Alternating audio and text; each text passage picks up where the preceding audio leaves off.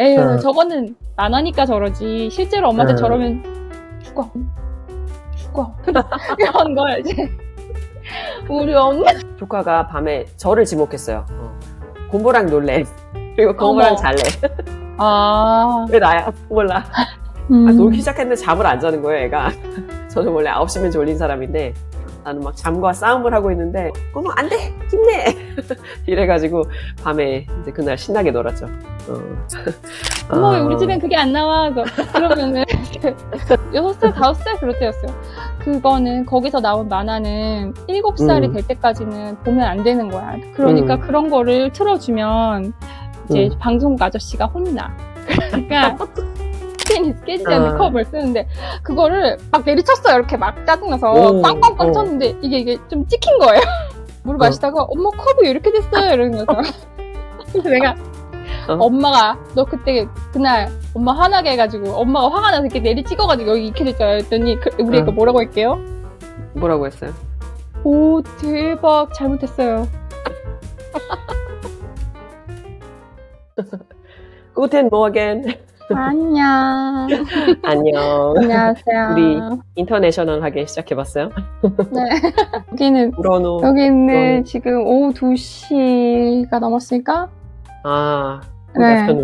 네, 굿모닝 아니에요. 구텐탁을 보내고 있나요? 그렇죠. 아주 바빠요. 어디서 그렇게 급하게 왔어요? 서해학원에서. 서실? 그래요. 그러면 오늘은 근황 좀 얘기해볼까요? 요즘 특별한 일 혹시 있었어요? 특별한 일 없어요. 괜히 물어봤는데.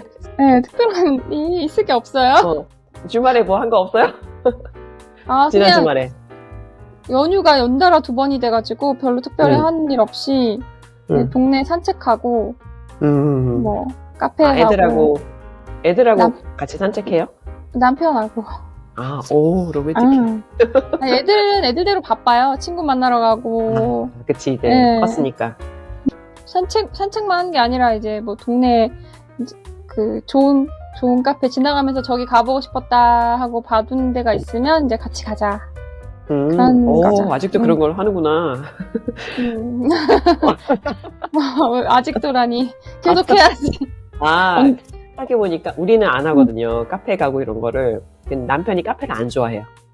그래서 그냥 굳이 카페 가서 뭐 먹으면 그냥 5분 만에 훌쩍 마시고 가자. 이래서 그러니까 우리 한국의 카페 문화가 여기는 없는 것 같아요. 좀 천천히 앉아서 뭐 보고 공부하고 이런 거. 스트립쇼. 자꾸 부딪힌다. 이게 무슨 스트립쇼야. 남편이 카페를 안 좋아해요. 그래서 저는 예쁜 데 가서 좀 앉아서 오래 있는 거 좋아하는데 그런 재미를 모르는 것 같아요. 그리고 그런 카페가 별로 없어요. 막 예쁜 또 오래 앉아 있을 만한 카페가 없어서 그냥 그런 건 안 하고 그 대신 주말에 산책을 했는데 여기 큰 들판을 하나 발견했어요. 그래서 거기 좀 이제 가고 있는데 좋은 게 가면은 개들이 그렇게 많아요. 그러니까 개들이 뛰어놀기 좋은 들판? 다들 거기로 와가지고 줄도 안 해도 되고 차가 안 다니니까 그래서 개줄 없이 그냥 막 우리도 편하게 걸을 수 있는데 지난 주말에 그 이웃에 친구 비슷한 친구가 생겼어요. 말하자면 이제 그쪽도 커플이고 해서 우리 같이 좀 산책을 하는데 거기 그 친구들이 커피를 만들어 왔어요. 텀블러에. 이제 쌀쌀해지니까 이제 그거 들고 마시면서 그 들판에서 산책했는데 너무 예뻤고 분위기가 너무 좋은 거예요. 강아지들도 되게 많이 뛰어놀고. 그 집도 개를 데려오고. 그 집도 개가 하나 있는데 다행히 우리 쿠키하고 되게 잘 놀아요.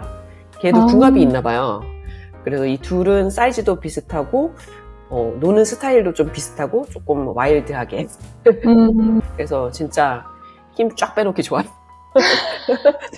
놀리면 집에 오면 둘 다 이제 KO 돼서 자는 거죠. 걔들도 다 성격이 있으니까. 네. 그런 카페가 우리나라는 좀 되게 많은 것 같고 우리는 정말 골목골목마다 카페들이 너무 많아가지고. 맞아. 근데 그게 인당 카페 수가 한국이 제일 많대요. 그런 거 어디서 같아요. 들었는데. 진짜 카페가 건물마다 다 있으니까. 근데 근데 또 사람이 또 바글바글해요. 그러니까 가장 최근에 일본에 가서 깜짝 놀랐던 게 걸어가다가 너무 힘들어서 카페 가서 좀 쉬고 싶은데 들어가서 앉을 데가 없어요. 아니 이렇게까지 없을 일인가? 카페가 왜 이렇게 없지? 근데 남편이 어디선가 그런 얘기 들었다 하더라고요. 우리는 밥 먹고 자리 옮겨서 차 마시고 이렇게 하지만 일본에서는 언제부턴가 식당에서 그냥 밥 먹고 나면 후식으로 커피를 같이 앉아서 마시고 자리를 옮기지 않고 그냥 그 자리에서 바로 티타임까지 끝낸다.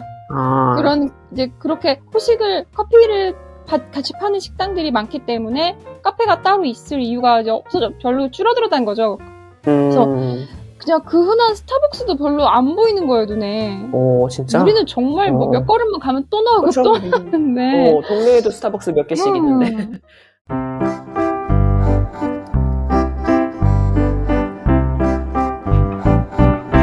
르네는 생각하네. 만일 내가 인생을 다시 산다면?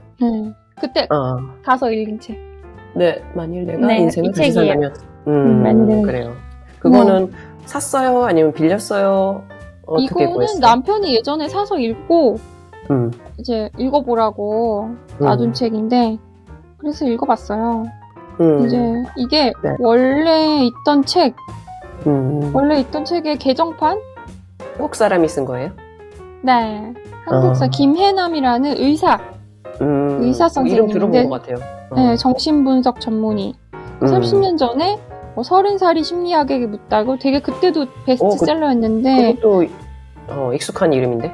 책 네, 이름인데?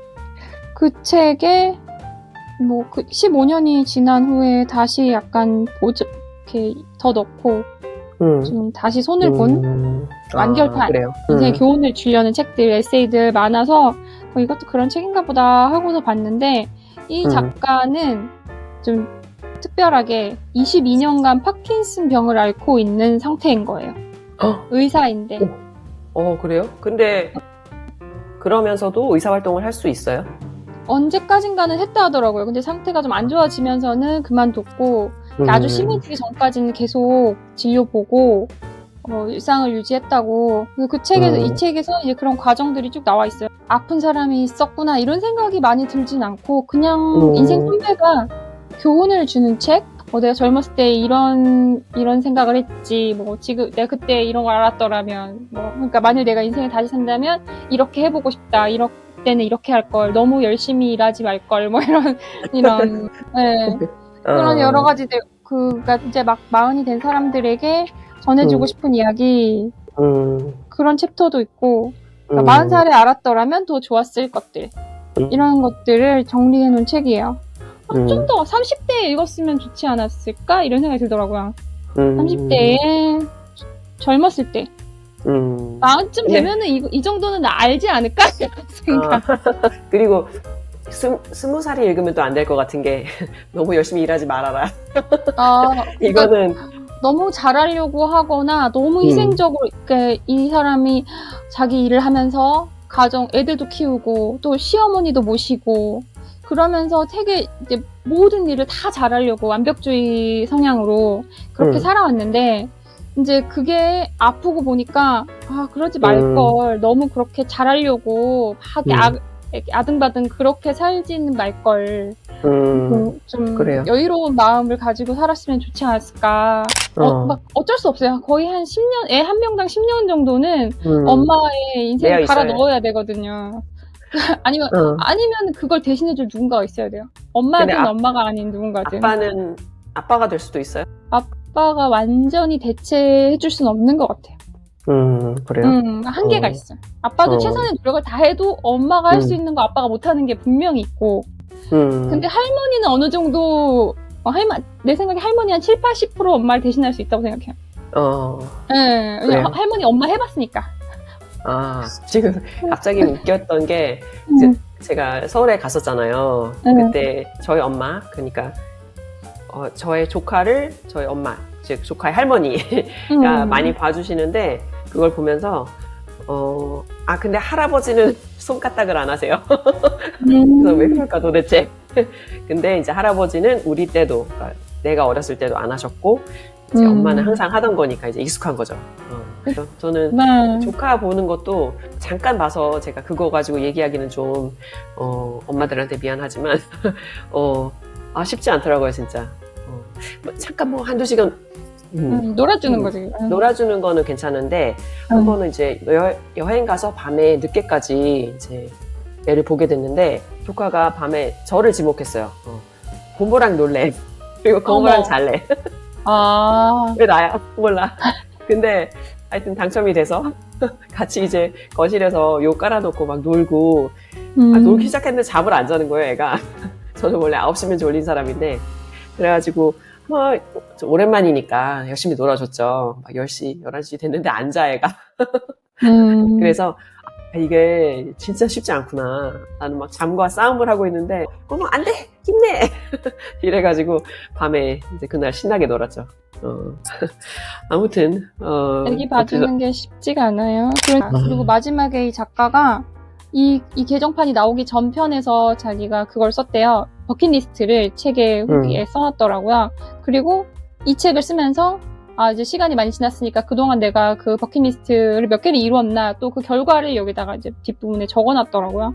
그거 몇 가지는 이루었고 몇 가지는 하는 중이고 몇 가지는 뭐 이래서 못했다 이렇게 이유를 막 써놨는데 그것도 한번 우리 뭐 그런 특별한 병에 걸려서 언제 죽을지 몰라 이런 상황은 아니지만 어쨌든 어느 정도의 기간을 가지고 뭐 2, 3년에 한 번이든 뭐 매년이든 5년에 한 번이든 버킷리스트를 적어놓고 좀 이렇게 실천하는 죽을 때 다 돼가지고 나의 버킷리스트 이러지 말고 살면서 이렇게 하나씩 이렇게 미리미리 하나씩 해 나가면서 살면 좋지 않을까. 이거 써서 얘기해봐도 좋을 것 같아요. 버킷리스트. 네. 네. 한번 해볼까요? 해봐요. 그래요. 그러면 다음에 이거 하기로 하고 그래요. 그리고 이 책에 그런 얘기 나와요. 나 그 얘기를 해주고 싶었는데 이 책에 뭔가에 자기가 이제 미쳐보기를 권한다. 어떤 일에 완전 이제 홀릭 한번 빠져보기를 권한다는 거죠. 그래서 왜 그런 걸 권하냐면 그렇게 뭔가에 하나에 미쳐본 사람은 그게 어떤 기쁨을 주고 어떤 그 자기의 발전이 되는지를 경험하기 때문에 그 사람은 뭐든지 할 수 있다. 이제 그 다음에 어떤 다른 일에 있어서도 그 태도와 그런 기쁨을 열정으로. 알기 때문에 또, 열정으로 다시 뭐든지 할 수 있다는 거예요.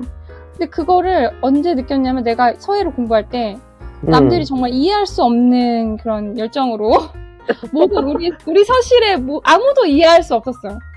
그래요? 심지어 우리 서실의 원장 선생님도 이제 그 부인과 함께 그런 얘기를 했대요. 저렇게 너무 이제 처음에 타오르면 오반데? 이거 아니야? 이제 금방 여자 오반데? 사그라들지 않을까 걱정을 했다 하시더라고요. 그러니까 은근히 오래 가기를 이제 바라니까 생각해보니까 예전에 공부할 때 학교 다닐 때 뭐 중학교 고등학교 때 공부 미친 듯이 했었던 그 경험 막 정말 빠져가지고 그게 남아서 내가 무슨 공부로 인생에 성공하진 못했지만 그때 내가 열심히 성실히 공부하고 학교의 학생으로서 정말 최선을 다했던 그 시기에 계획도 막 열심히 세우고 시험 준비도 하고 이랬던 그 모든 경험이 내가 이제 서예를 공부함에 있어서 또 그때 그런 게 나오는구나. 그런 열정으로 기억이 있는 거구나. 기억이. 그래요. 미쳐보기를 권한다. 미쳐보기를 권한다. 괜찮네요. 네, 올리비아 뭔가에 미쳐보세요. 네. 저는 요즘 유튜브 유튜브. 네, 재밌게 하고 있어요. 신나게. 올리비아 무슨 일이야? 한 모금 하시고. 몰레트 사장님 감사해요. 텀블러를 빌려주신 선생님도 감사합니다. 이 텀블러 제가 선생님한테 선물한 거예요. 그래요? 자, 그러면 오늘도 사연이 하나 있어서 우리 읽어보고 한번 우리가 상담을 해드릴게요. 안녕하세요. 지난번하고 똑같네. 안녕하세요. 안녕하세요. 서울에 사는 30대 직장맘입니다. 4살짜리 딸아이가 하나 있고 남편은 재택근무를 해요. 그래서 남편이 집에서 혼자 딸을 볼 때가 많습니다. 그런데 걱정이 하나 있어요. 남편하고 제가 교육관이 너무 달라요. 남편은 애들이 좋아하는 애니메이션이나 유튜브를 실컷 보여줘도 괜찮다고 생각해요. 제가 퇴근해서 집에 가면 항상 딸아이는 소파에서 멍하니 TV만 쳐다보고 있습니다. 그리고 애가 만화 주인공들처럼 얘기하기 시작했어요. 예를 들어 제가 밥 먹으라고 하면 닥치지 못할까? 이러거나 친구들하고 투닥거리다가 본때를 보여주겠다. 이런 말을 씁니다. 애니메이션을 하도 많이 보니까 그 말투를 실생활에서도 쓰는 거죠. 제가 남편한테 애 데리고 좀 나가서 맛있는 것도 많이 먹고 놀이터에서 뛰어놀게도 시켜. 집에서 화면만 보니까 애가 이상해지잖아. 했더니 남편은 아니랍니다. 화면으로 배울 수 있는 게 얼마나 많냐. 이렇게 보여주니까 말도 늦게 트인 애가 지금 이렇게 신나게 쫑알거리는 거다라고 하네요. 두 분은 어떻게 생각하시나요? 애들을 뛰어놀게 해야 된다는 제 생각이 잘못된 건가요? 이렇게 왔어요. 네. 일단은 애들은 뛰어놀게 해야죠. 네. 애들이고 어른이고 많이 나가서 뛰어놀면 좋죠. 네. 르네는 어떤 것 같아요? 근데 이 남편의 생각은 그러면 네. 영상에 제한을 둘 필요는 없다. 그렇죠. 네. 아, 그러면은 이 어머니는 영상에 제한을 둬야 제한이 된다. 있어야 하고 또 나가서 노는 시간도 있어야 한다. 그 요는 영상을 너무 많이 보여준다 이거 같아요. 애가 영상에 말투도 제한은 둬야죠. 애니메이션처럼. 그래요? 영상에 시간이 되는 만큼 한없이 보여주는 건 당연히 안 되지. 남편 물론 좋은 점도 있죠. 근데 부인이 전혀 1도 보여주지 말아라 이런 건 아니잖아요 지금. 그죠? 약간의 그쵸? 제한이 필요하다는 거죠. 그리고 전 두 가지 제한이 다 필요하다고 생각해요. 그 시간의 제한을 두는 거랑 그 종류, 영상물의 종류에 대해서 부모가 골라서 네가 원하는 영상을 뭐든지 보여줘서는 안 되고, 유튜브를 애한테 이렇게 핸드폰 던져주고 네가 원하는 영상을 골라서 막 이거는 안 될 일이고, 채널도 마찬가지고, 채널도 가서 이 만화가 아이에게 적당한지를 엄마가 봐서 그걸 이제 골라서 보여줘야지. 끔찍한 생각이 났어. 애한테 이제 보라고 던져줬는데 성인물 보고 그러면 가능해요. 얼마나 네, 이렇게 말투를 따라한다는 게 너무 공감이 되는 게, 애들이 학교를 가잖아요. 네. 그럼 집에서 존댓말을 잘하던 애들도 학교에 갔다 오면 엄마한테 반말을 하는 경우가 있어요. 학교에서 친구들이랑 막 반말하고 놀았기 때문에 거기에 이제 이렇게 있다가 집에 오면 네, 이제 집에 오면 엄마한테도 막 친구한테 말하듯이 막 말하는 거예요. 이제 한 2, 3학년 돼가지고 눈치코치 좀 생겨가지고, 에휴 저거는 만화니까 저러지 실제로 엄마한테 저러면 죽어 이런 걸 이제 우리 엄마 주먹 날라온다 이런 거를 알면 난 그땐 봐도 된다고 생각하는데, 어린애들은 그래가지고 엄마가 만약에 화를 내봐요. 엄마한테 서운하겠어. 만화에서는 이렇게 해도 안 혼나던데. 그러니까 좀 어느 정도 판단력이 생기기 전까지는 부모가 그거를 좀 제한을 해야 된다. 네, 그래서 전 채널을 잠궈버렸어요. 어릴 때. 확실하네. 네, 잠금 기능이 다 있어요. 텔레비 잘 보시면 텔레비 몇 번 채널을 아예 잠글 수가 있고 숨길 수도 있어요. 그 채널, 나는 저거 나오는 채널 자체를 아예 숨겨버려야겠다. 그럼 그 번호 자체를 지워버릴 수 있어요. 애가 아무리 리모컨을 올려도 그 번호가 안 나와. 왜 우리 집엔 그게 안 나와? 그러면은 6살, 5살 그럴 때였어요. 그거는 거기서 나온 만화는 7살이 될 때까지는 보면 안 되는 거야. 거기 주석에 써있지. 7세, 12세 이렇게 써있지. 그래서 너네는 아직 7살이 안 됐잖아? 그러니까 그런 거를 틀어주면 이제 방송국 아저씨가 혼나. 그러니까 근데 그렇게 보면 안 되는 애들한테 그런 걸 보여주는 것도 법에 걸리거든? 안 되거든? 그랬더니 얘들이 그렇단가?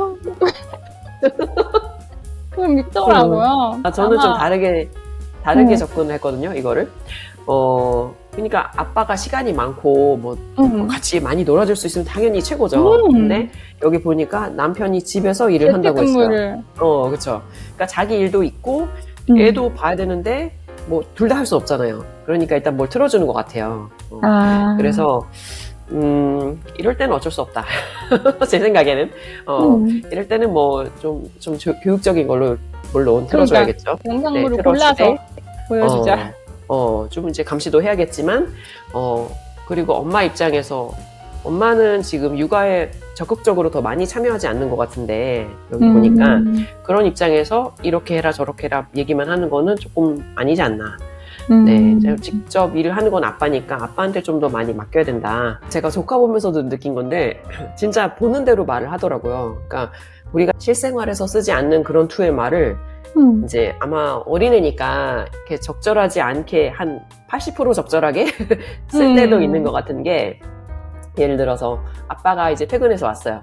그래서 뭐 유리 양치했어? 뭐 이렇게 물어봤어요. 근데 유리가 안 했지 뭐 이러는 거예요. 근데 그게 딱 맞는 상황은 아니지만 좀 웃기기도 하고 그랬는데, 이거를 만화에서 본 것 같아요. 제가 같이 옆에서 보니까 그런 되게 다양한 어투 이런 거를 많이 쓰더라고요, 애니메이션에서. 그거를 얘가 그대로 받아들여가지고 뭐 뭐뭐잖아, 뭐 뭐뭐지, 뭐 이런 다양한 어미를 구사하는데 저는 그거 보면서 아, 얘가 100%밖에 못 쓰더라도 이걸 느낌을 살려서 막 쓰는 게 너무 신기한 거예요. 그래서 아, 이래서 보여주는 게 좋구나. 저희 집에 이렇게 스테인리스 컵이 있거든요. 물컵. 플라스틱보다 좋다고 해서 스테인리스 깨지지 않는 컵을 쓰는데, 그거를 막 내리쳤어요. 이렇게 막 짜증나서 빵빵빵 쳤는데 이게 좀 찍힌 거예요. 어떻게? 부러졌어. 근데 이제 그러고 지나갔는데 며칠 있다가 애가 물 마시다가 엄마 컵이 왜 이렇게 됐어요? 이러는 거죠.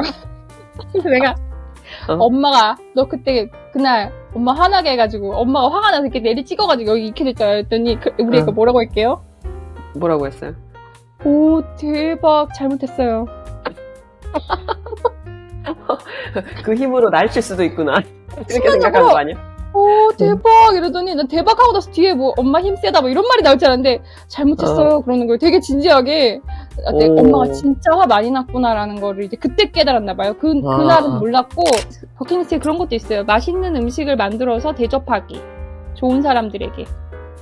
근데 생각해보니까 그럴 기회가 그렇게 많지는 않더라고요. 나가서 맛있는 거 사 먹고 밖에서 만나는 일이 있어도 정말 초대해서 내가 정말 맛있게 만들어가지고 짜잔 하고 이렇게 대접하는 그런 경험이 해봤어요.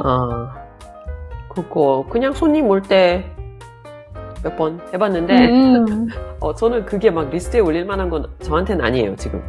인생에 그렇게 내가 정말 누군가를 위해서 막 요리를 열심히 준비해가지고 예쁘게 차려서 막 맛있다고 막 먹는 모습을 보면서 되게 즐거웠어요. 근데 그런 경험을 하기가 그렇게 흔치는 않겠다.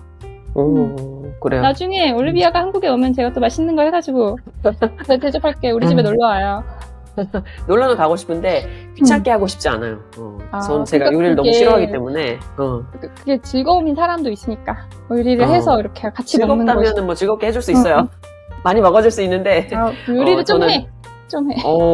그래. 요리하는 거 옛날에 좀 먹어봤지만 그러면 이제 다음번에 가는 걸로.